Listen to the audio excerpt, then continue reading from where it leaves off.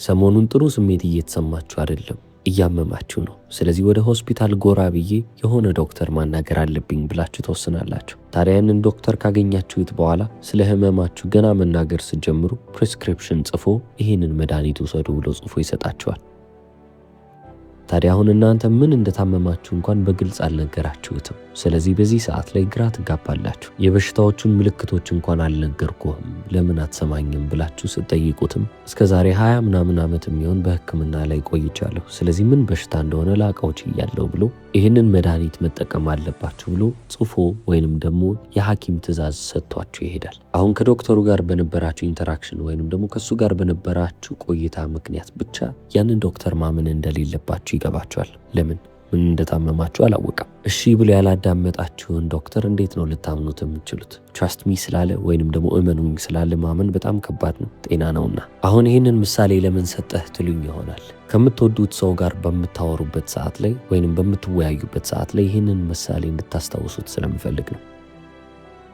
በጣም የምትወዱት ወይንም የምታስቡለት ጓደኛችሁ ስለ ችግሩ ማውራት ሲጀምር የሚሰማውን ስሜት አውርቶ እስኪጨርስላችሁ ድረስ በዝምታ ልታዳምጡት ይገባል። ምንም አይነት ቃል መተንፈስ የለባችሁም ወይንም ደግሞ ሐሳቡን ልታቋርጡት አይገባም። አብዛኞቻችን የምንሰራውም ስህተት ይሄ ነው። ገና ችግራቸውን ለእኛ መግለጽ ሲጀምሩ ችግራቸውን ገልጸው ሳይጨርሱ ነው እኛ ምን ማለት እንዳለብን እያሰብን አይምሯችን ላይ የመጣቸዋን ነገር ቶሎ ለመናገር ስንጣደፍ የምንገኘው። ምን አይነት ታሪክ መናገር እንዳለባችሁ አይምሯችሁ ይፈጥርላችኋል። ስለ ራሳችሁም ገጠመኝ ታወራላችሁ። ከእናንተ ታሪክ ጋርም ደግሞ ምን አይነት የሱ መንገድ አንድ እንደሆነ እያመሳሰላችሁ ትሄዳላችሁ። ሐሳባችሁ፣ ወሬያችሁ ወይንም ደግሞ በአጠቃላይ ምክራችሁ ስለሱ መሆን ሲገባው ስለ ራሳችሁም እያነሳችሁ እሱን ፍጹም ተረሱታላችሁ። The 7 Habits of Highly Effective People የተሰኘው መጽሐፍ የጻፈው ስቲቨን ኮቪ ሁላችንም ማልፕራክቲሲንግ ዶክተርስ ነን ወይንም ደግሞ የህክምና ቅደም ተከተሉን ማንከተል ዶክተሮች ነን ይላል። ለምን ብላችሁ ከጠየቃችሁ አንድን ችግር ሙሉ ለሙሉ ከመረዳታችን በፊት መፍትሄው ይሄ ነው ብለን ማውራትን ወይንም ደግሞ ምክር መስጠትን የለመድን ሰዎች ሆነናልና። ጸሐፊው አንድ የተናገረው ነገር አለ። The biggest communication problem is that we do not listen to understand, we listen to reply ይላል። በንግግራችን ውስጥ ትልቅ የሚባለው ችግራችን የምናዳምጠው ለመረዳት ሳይሆን መልስ ለመስጠት ነው እያለ ነው። ታዲያ ጸሐፊው ስቲቨን ኮቪም ልዩነቱን እንድናውቀውና እንድንረዳው ማዳመጥን ለ4 ይከፍለዋል። በ4 ደረጃ። መጨረሻኛው ወይንም 4ኛው ላይ ያለው ደረጃ ምንድነው ካላችሁ ሪፒቲንግ ነው። አንድ ሰው የተናገረውን ነገር መልሳችሁ ለራሳችሁ መድገም። ማዳመጥ ለሚባለው ነገር አዎ እያዳመጣችሁ ነው ይባላል። ነገር ግን ከልባችሁ እያዳመጣችሁ አይደለም። ወደ 3ኛው ደረጃ ስናልፍ ሪፍሬዝ የሚባለውን እናገኘዋለን። ከዛ ሰው የሰማችሁትን ቃላቶች ለእናንተ ምቹ በሚሆኑ ቃላቶች በአይምሯችሁ ውስጥ ሪፍሬዝ ታደርጓቸዋላችሁ። ይህ ማለት ምን ማለት ነው? እነሱ የተናገሩትን ነገር በአይምሯችሁ ውስጥ ፕሮሰስ እያደረጋችሁት ነው፣ እያሰላሰላችሁት ነው ማለት ነው። ቀጣዩ የማዳመጥ ደረጃ ወይንም ደግሞ 2ኛ ደረጃ ላይ ያለው ምንድነው? ፎከሲንግ ኦን ሃው ዴይ ፊል የተሰኘ ነው። እነዚህ ሰዎች ይህንን ነገር ነግረውኛል፣ ምን እየተሰማቸው ይሆን በሚል ደረጃ ታዳምጧቸዋላችሁ። ከቃላት በላይ ኢሞሽናቸውን ወይንም ደግሞ ስሜታቸውን ትረዳላችሁ ማለት ነው። the highest level የሚባለው ወይንም ደግሞ ከፍተኛና አንደኛ ደረጃ የሚባለው ምንድነው ካላችሁ rephrase plus feel ይለዋል። አንደኛ እነሱ ያሉትን ነገር ምን ለማለት እንደሞከሩ ገብቷቸዋል። 2ኛ ደረጃ ደግሞ ከዛ ከገባችሁ ቃል ጀርባ ያለውንም ስሜት ተረድታችሁታል። እነዚህን 2 ነገሮች በአንድ ሰዓት ወይም ደግሞ በአንዴ ማድረግ ከቻላችሁ ጥሩ አድማጭ የምትባሉ አይነት ሰዎች ናችሁ ማለት ነው። ሰዎችን የምታዳምጡት ቶሎ መልስ ለመመለስ ሳይሆን እናንተ እነሱን መረዳት ስለፈለጋችሁ ነው። ጸሐፊው ይህንንም ኤምፓቲክ ሊስኒንግ ይለዋል። ለአንድ ሰው ሙሉና ምንም አይነት ያልተከፋፈለ ትኩረታችሁን፣ ሰዓታችሁን መስጠት፣ በተጨማሪም ደግሞ እነሱ ምን እያሰቡ እንደሆነ ለመረዳት፣ በተጨማሪም በእነሱ የህይወት መነጽር ነገሮችን ለመመልከት መሞከር። አሁን ታዲያ በዚህ ደረጃ ማዳመጥ መቻል በቀላሉ ዴቨሎፕ ልታረጉት ወይንም ደግሞ ልታሳድጉት የምትችሉት ነገር አይደለም፣ ጊዜን ይፈልጋል። ታዲያ ከምን መጀመር አለብኝ ካላችሁ የራሳችሁን አስተያየት ሰብሰብ ከማድረግ ይጀምራል። እኔ ብላችሁ የምታስቧትን ነገር ከምንም ነገር ውስጥ ልታወጡት ይገባል። የኔ አስተያየት፣ የኔ ሐሳብ፣ እኔ ትክክል ነኝ ወይ? እነዚህ ነገሮች በኮንቨርሴሽን ውስጥ ልታስቧቸው የሚገቡ ነገሮች አይደሉም። ምናልባትም አብሮኝ እያወራ ወይንም ደግሞ ላዳምጠው ፊት ለፊት ያስቀመጥኩት ሰው እኔም ማላየውን ነገር እያየ ይሆናል። I might be missing something የሆነ ነገር ሳይገባኝ ወይንም ሳልረዳው ቀርቶ ይሆናል ብላችሁ ክፍት የሆነ ጭንቅላት ይዛችሁ እንድትሄዱ ያደርጋቸዋል። ወይንም ደግሞ አይምሯችሁን ከፈት አድርጋችሁ እንድታስቡ ይረዳቸዋል። ይህንን ስታደርጉ ደግሞ ካጠገባችሁ እያወራ ወይንም ሀሳቡን እየገለጸ ያለ ሰው የምርም እየተሰማው ነው፣ ሰው ያዳምጠኛል ይላል። ስለዚህ ያ ዲፌንሲቭነሳቸውን ወዲያውኑ ይተውታል ማለት ነው። በቃ ራሳቸውን ለመከላከል አይጥሩ።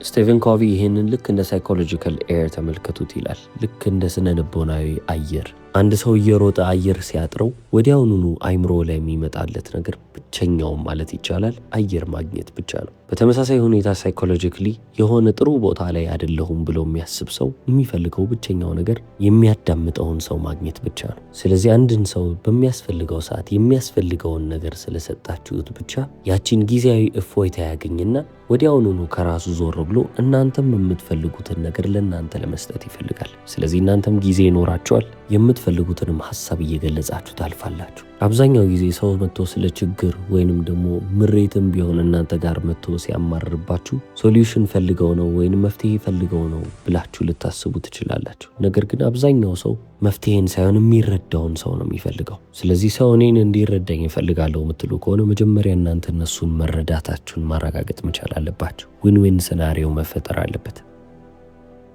በሁለት ጎኖች ላይ ያሉት ሁለቱም ሰዎች ተጠቃሚ እንዲሆኑ ምን ያስፈልጋል ብለናል? መጀመሪያው ኮንሲደሬሽን፣ ሁለተኛው ካሬጅ። ስለሌላ ሰው ማሰብ፣ ኮንሲደር ማድረግ፣ ይሄ ሰው ይመቸዋል ወይ ብሎ መመልከት። ሁለተኛ ደግሞ ካሬጅ ወይንም ድፍረትን ይጠይቃል ማለት ነው። ስለዚህ አንድን ሰው ማዳመጣችሁ ኮንሲደሬሽን ይባላል። ነገር ግን ያ ሰው እናንተ ስታወሩ ደግሞ ተረድቶኛል ብላችሁ ማሰባችሁ ደግሞ ካሬጅ ይሆናል ማለት ነው። ሀሳቦቻችሁ በሰዎች አይምሮ ላይ በትክክል ቁጭ እንዲልላችሁ የምትፈልጉ ከሆነ አንድ ማድረግ ያለባችሁ ነገር አለ። ታማኝ መሆናችሁና የምርም ሰዎች እናንተ ላይ መደገፍ እንደሚችሉ ማሳየት መቻል አለባችሁ። ዛሬ ላይ ያደረጋችሁት ነገር ብቻ ሳይሆን ከዛሬ በፊት የሚያደረጋችሁት ነገር ማተር ያደርጋል ማለት ነው፣ ወይንም ደግሞ በስሌት ውስጥ ይገባል። እነዚህን ሁለት ነገሮች ከያዛችሁ በኋላ ነው ያ ሰው ምን አይነት ስሜት እየተሰማው ነው ብላችሁ ማሰብ የምትጀምሩት። ከስሜቱ ጋር ኮኔክት ታደርጋላችሁ። ከዚህ በኋላ ነው እንግዲህ ሎጂክ የሚባለውን ነገር ወደ ጨዋታው የምታመጡት፣ ወይንም ደግሞ አመዛዝኝ እስቲ ያለውን ነገር ብላችሁ የምታስቡት አንዴ እነዚህን ሁለት ነገሮች ካደረጋችሁ በኋላ ነው። ወደ ስድስተኛው ሀቢት ወይንም ደግሞ ወደ ስድስተኛው ልማድ እናልፋለን። turn differences into strength ይላል። ልዩነታችሁን ወደ ጥንካሬ ቀይሩ ነው የሚለን። አብዛኛው ግንኙነት በሁለት ነገሮች ላይ የተመሰረተ ነው። የመጀመሪያው ኮምፕሮማይዝ ይባላል። ሁለታችንም የጋራ የምንለውን የምንፈልገውን ነገር ለማግኘት አንተም የምትፈልገውን ነገር ግን መቀነስ ያለብህን ነገር ትቀንሳለህ፣ እኔም ጋር ተመሳሳዩን አደርጋለሁ እንላለን። ስለዚህ እኔ 50% ከተጎዳው እሱም 50% ይጎዳል። ነገር ግን የጋራ የሚባለው ጥቅማችን ላይ ሁለታችንም ተጠቃሚ እንሆናለን፣ ሁለታችንም እናሸንፋለን። ለማሸነፍ ግን ምን ያጣነው ነገር አለ? ሙሉ ለሙሉ ሳይሆን በግማሽ የሚባል ደረጃ መስዋዕት ያደረግነው ፍላጎት አለ። ስለዚህ ወደ ቤታችን ስንሄድ ወይኔ እቺንም ነገር ባገኛት ኖሮ ወይንም ደግሞ እቺ ነገር ባትጎልብኝ ኖሮ የምትለዋ ሀሳብ ሁሌም ቢሆን በአይምሯችን ላይ ያለች። በትንሹም ቢሆን እርካታ ትንሽ ይጎልናል። ይህንን መንገድ መጠቀም አልፈልግም ካልን ሁለተኛውን መንገድ እንጠቀማለን። አንዱ ሙሉ ለሙሉ ይጠቀማል፣ አንዱ ደግሞ ምንም አይጠቀምም። አንዱ ያሸንፋል፣ አንዱ ይሸንፋል። ሶስተኛውን መንገድ ግን እዚህ ጋር መመልከት አለብን። ሲነርጂ ይባላል። መደመር እንደማለት ነው። አንድ ሰው ከኔ ጋር ስላልተስማማ ያንን ነገር እንዴት ማኔጅ ላርገው ከማለት ይልቅ የምርም ለምንድን ነው ያልተስማማው እስቲ ሞር ኤክስፕሎር ላርግ ወይንም ደግሞ ልፈልግ ልወቅ ማለትን ይጠይቃል። ጸሐፊው ሁለት ፕላንቶችን ወይንም ደግሞ ሁለት እጽዋቶችን አንድ አፈር ውስጥ አጠገብ ለአጠገብ እንደመትከል ነው ብሎ ምሳሌ ይሰጣል። ስሮቻቸው እርስ በርስ እየተጠላለፉ እየተያያዙ ይሄዳሉ። በጊዜ ሂደትም ሁለቱም የበለጠ እያደጉ እያበቡና እየተዋቡ ይመጣሉ ማለት ነው። ታዲያ ይሄ የሚሰራበት ብቸኛ የሚባልበት አንድ መንገድ አለ። ሳይኮሎጂካል ሴኩሪቲ፣ ስነ ልቦናዊ ደህንነት። ይህ ከሌለ ዲፍረንስስ ወይንም ደግሞ ልዩነት የሚባለው ነገር ልክ እንደ ትሬት ይመለከቱታል። ያ ነገር ለእኔ ስጋት እየሆነብኝ ያድራል ማለት ነው። ሌላ ሰው ከእናንተ የተለየ ሀሳብ ሲያመጣባችሁ የእናንተን ሀሳብ እየገፋባችሁ ሊመስላችሁ አይገባም። እንደዛ ከመሰላችሁ ግን ለማንነታችሁ ስጋት እየሆነባችሁ ይሄዳል። ስለዚህ የእናንተም ዓላማ ሙሉ ለሙሉ ይለወጣል ማለት ነው። ስራችሁ ዲፌንድ ማድረግ ወይንም ደግሞ መከላከል፣ ፖዚሽናችሁን ወይንም የያዛችሁትን ቦታ ማስጠበቅ፣ በተጨማሪም ሁሌም ትክክል ለመሆን ነው የምትሞክሩት። ነገር ግን ሳይኮሎጂካሊ ሴኪዩር የሆናችሁ ሰዎች ስትሆኑ እናንተማ እንደሆናችሁ ታውቃላችሁ፣ ለምን አይነት ዓላማ እንደቆማችሁ ታውቃላችሁ፣ ምን እንደምትፈልጉም ታውቃላችሁ። ይህንን ሁሉ ነገር በማወቅ ውስጥም ደግሞ አንድ ተጨማሪ የምትረዱት ነገር አለ። ሁሉም ሰው ከእናንተ ጋር መስማማት እንደማይችል ትረዳላችሁ። ይህንን መረዳታችሁ ደግሞ እነሱ ያመጡትን ሀሳብ በጉጉት እንድትቀበሉት ያደርጋቸዋል። መቀበል ስል እንድትስማሙ ሳይሆን ነገር ግን እንዴት አይተውት ነው ይህንን ጉዳይ እንዲህ ሊሉ የቻሉት? ያንን ኪዩሪዮሲቲ ይወልድላቸዋል። ስለዚህ የእነሱ ሀሳብ ከየት እንደመጣ ለማወቅ ስትጓጉና እነሱ ያሰቡትን ነገር በየት መንገድ አይተውት ነው ብላችሁ ለማወቅ ስትሞክሩ የተሻለ የሚባል መንገድ ላይ ራሳችሁን ታስቀምጡና የተሻለ ውሳኔ ትወስናላችሁ። አሁን ታዲያ በስቴቨን ኮቪ የተጻፈውን The 7 Habits of Highly Effective People የተሰኘው መጽሐፍ እየገመገምን 6ኛው ወይንም የመጨረሻኛው ክፍል ላይ ደርሰናል። በእነዚህ ባለፉት በ6 ክፍሎችም ብዙ የተመለከትናቸው ነገሮች አሉ። ከራሳችሁ ጋር ያላችሁ ግንኙነት፣ ከሰዎች ጋር ያላችሁ ግንኙነት፣ እንዴትም የተሻለ ሰው መሆን እንደምችሉ ተመልክተናል። ታዲያ እነዚህን ሁሉ ነገሮች ስታደርጉ በርንአውት የሚባለውን ነገር ልብ ልትሉ ይገባል። ራሳችሁን በጣም ልታደክሙ አይገባም። ኃይላችሁን ልታጡ አይገባም። ፎከሳችሁን ወይም ትኩረታችሁን ልታጡ አይገባም። ይሄ ግልጽ የሆነውን መነጽራችሁንም ደግሞ ብዥ ልታረጉት አይገባም። አንዴ አደግኩ ብላችሁ የምታዩት ነገር አይደለም። እድገት የሚባለው ነገር ሁሌም ቢሆን የሚቀጥል ፕሮሰስ ወይንም ደግሞ ሂደት ነው። ስለዚህ አሁን የመጨረሻው የሚባለው ሀቤት እሱ ላይ ያጠነጥናል ማለት ነው። ራሳችሁን እንደ አዲስ መስራትን ይጠይቃል። ስለዚህ 7ኛው ሀቤት ወይንም ደግሞ ልማድ ምንድን ነው ካላችሁ Don't lose yourself along the way ይላል ስቴቨን ኮቪ። በመንገድ ላይ ሳላችሁ ራሳችሁን እንዳታጡ ነው የሚለን። አንድ የድሮ ተረት አለ። ተረቱም ደግሞ ስለ አንድ ገበሬ ነው። ይህም ገበሬ አንዲት ዶሮ አለችው። እቺም ዶሮ የምጥልለት ወርቃማ የሚባል እንቁላል ነው። ነገር ግን እቺ ዶሮ በቀን አንድ እንቁላል ነው የምጥልለት። ስለዚህ ያቺን ወርቃማ እንቁላል ወስዶ ራሱን ሊያበለጽግ ቻለ። አሁን በጣም ሀብታም ሆኛለሁ አለ። ነገር ግን ያንን ነገር እየተላመደ በመጣ ቁጥር ያ ሀብት በቂ አልመሰለውም። ስለዚህ ምናልባትም መጨመር አለብኝ፣ ከአንድ እንቁላል በላይ በቀን መጣል አለባት ብሎ ምናልባትም በውስጧ ብዙ እንቁላል ይኖራታል አለና ያቺን ዶሮ ይገላታል። ሲገላት ግን ምንም አይነት እንቁላል እንደሌላት ይገነዘባል። አብዛኛው ሰውም እንደዚህ ነው ይለናል ስቴቨን ኮቪ። አብዛኛውን ጊዜ ትኩረታችን የምናደርገው ሪዘልቱ ላይ ነው ወይንም ውጤቱ ላይ ነው። ያንን ውጤት ሊያመጣ የቻለው ነገር ምንድን ነው የሚለውን ነገር የማስተዋል ችግር አለብን ይላል። ጎልደን ኤግዝ የተባሉት ወይንም ደግሞ ወርቃማ እንቁላሎች የተባሉት በህይወት የምታሳኳቸው ነገሮች እድገቶቻችሁ፣ ግቦቻችሁ ናቸው። ዶሮዋስ ደግሞ ምንድነች ከተባለ እነዛን ውጤቶች ይዛችሁ ለመምጣት የሚያበቃችሁን አቢሊቲ ወይንም ደግሞ የብቃታችሁ ማሳያ ነች። ጤናችሁ፣ ኃይላችሁ፣ ሪሌሽንሺፖቻችሁ ወይንም ግንኙነቶቻችሁ፣ በተጨማሪም ደግሞ ትኩረታችሁ።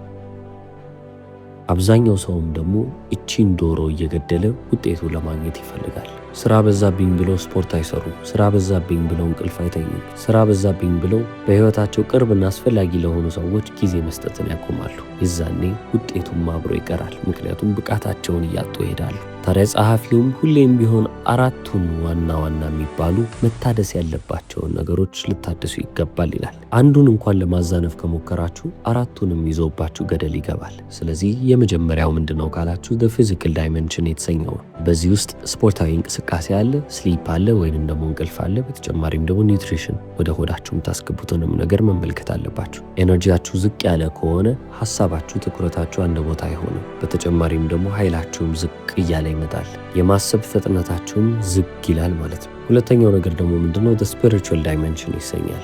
ቫሊዎቻችሁ ወይንም ደግሞ እሴቶቻችሁ፣ የምትከተሉት ዳይሬክሽን ወይንም ደግሞ አቅጣጫ፣ በተጨማሪም ደግሞ sense of meaning ለእናንተ ትርጉም የሚሰጠው ነገር ምንድን ነው? በህይወታችሁ ትልቅ ቦታ ለምትሰጡት ነገር ጊዜያችሁን መስጠት ማለት ነው። ሜዲቴሽን፣ ጸሎት፣ ታይም ኢን ኔቸር ወይንም ደግሞ በተፈጥሮ ውስጥ ማሳለፍ፣ በጣም ውብ የሚባሉ ግጥሞችን መጻፍ፣ ግጥሞችን ማንበብ ወይንም ደግሞ ሙዚቃ ማዳመጥ፣ ሙዚቃ መጻፍ፣ እነዚህ ነገሮች እንዳለ ያካትታል። ወደ 3ኛው ደግሞ ስናልፍ the mental dimension ማንበብ፣ መጻፍ፣ በተጨማሪም ደግሞ መማር። ታዋቂው ፈላስፋ ማርክ ትዌን በአንድ ወቅት የተናገረው ነገር አለ። የማያነብ ሰው ማንበብ ከማይችል ሰው የተሻለ አይደለም ይላል። ስለዚህ ከትምህርት ቤት ወይንም ደግሞ ከኮሌጅ እንደወጣን መማር በቃ ብለን ልናቆም አይገባም። በየቀኑ አዳዲስ የምንማራቸው ነገሮች አሉ። ለነዛም ትኩረት እናድርግ። የመጨረሻው ጋር ደግሞ ስንደርስ the social and emotional dimension በዚህ ዘርፍ ውስጥም ደግሞ relationships ወይንም ደግሞ ግንኙነቶች አሉ። ከሌሎች ሰዎች ጋር እንዴት ነው ኮኔክት የምታደርጉት? ጥናቶች እንደሚያመለክቱት ከሆነ ዌል ቢይንግ የሚባለው ወይንም ደግሞ በረጅም ዓመት አንድ ሰው ደህና ነው ምንም አልሆነም የሚባለው በጣም ስኬታማ ህይወት ስለኖረ ብዙ ነገሮችን ስላገኘ ብዙ ገንዘብም ስላገኘ አይደለም። ነገር ግን ሪሌሽንሺፖቹ በጣም ጥሩ ሲሆኑለት ነው። ግንኙነቱን ያስተካከለ ሰው እድሜ ዘመኑን ጤነኛና ደስተኛ ሆኖ የሚኖር ሰው። አሁን እነዚህ ነገሮች አስበን አስተውለን ካላደረግናቸው ችላ የምንላቸው ነገሮች ናቸው። ምክንያቱም አጣዳፊ የምንላቸው ነገሮች አይደሉም። አይምሯችን እየዘለላቸው የሚያልፋቸው ነገሮች ናቸው። ስለዚህ ለራሳችን ትንሽም የሚባል ጊዜ ከሰጠን በየትኛው አቅጣጫ ነው እየሄድኩ ያለሁት፣ የምርም ደግሞ እኔ በዚህ አቅጣጫ መሄድ እፈልጋለሁ ወይ ብለን እየመረመርን ራሳችንን እያሻሻልን እያሳደገን መሄድ የምንችልባቸውን መንገዶች እንፈጥራለን። ለዚህ ነው ሰባተኛው ሀቢት ሰባተኛ የማይባለው። በቃ ሪሳይክል የሚያደርገው ወይንም ደግሞ እነዛን ያየናቸውን 6ቱን ልማዶች እንደገና እንደ አዲስ የሚያስጀምርልን ራሳችንንም ሪኢንቨንት የምናደርግበት እንደ አዲስ የምንሰራበት መንገድ ይሆናል። ራሳችሁን እንደ አዲስ መስራት ያቆማችሁ ሰዓት ላይ እስከዛሬ የገነባችሁትን ነገር በሙሉ ቀስ እያላችሁ ታጡታላችሁ። The 7 Habits of Highly Effective People በስቴቨን ኮቪ ተጽፏል። በጣም የሚገርም መጽሐፍ ነው። ብዙ እውቀትንም አግኝተንበታል። ብዙ ነገርም ተምረናል። እንግዲህ የመጨረሻው ክፍል ይሄንን ይመስል ነበር። እስከ መጨረሻው ስለተከታተላችሁ ያመሰግናለሁ። ቻው።